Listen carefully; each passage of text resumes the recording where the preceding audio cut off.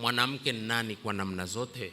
Huu mwanamke hasa ni nani? Toib, almar'atu hiya zawjatul habiba. Wanavyoona wasema mwanamke ni zauja.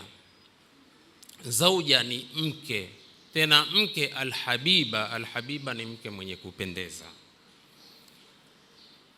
Wal ashika, ashika ni mwenye matamanio.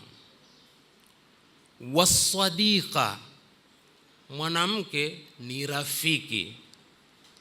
Wa rafiqatu darbi, mwanamke ni rafiki wa kupambana na mambo mazito. Mambo mazito tena akapata utatuzi kwa mwanamke. Kwa hivyo mwanamke ni mtatuzi wa mambo mazito. Basi tu mwanamke aweza akawa hajielewi yeye mwanamke nani. Kwa nini kuitwa mwanamke? Kama ambavyo kuna wanaume hujiita wanaume lakini hawajielewi kuwa ni wanaume. Toib, kisha akasema wa nurul makani, mwanamke ni nuru ya pahala.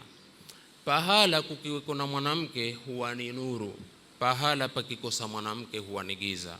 Na mifano ni mingi, sitaki kwenda kwa mifano. Mwanamke nyumbani upo, hata ile nyumba huwa inanawiri kweli kweli.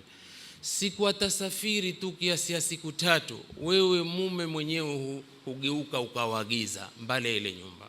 Sasa yule alosifiwa kuwa ni nuru ya pahala, iache hiyo nuru ing'are na wewe usifanye nuru hiyo izime.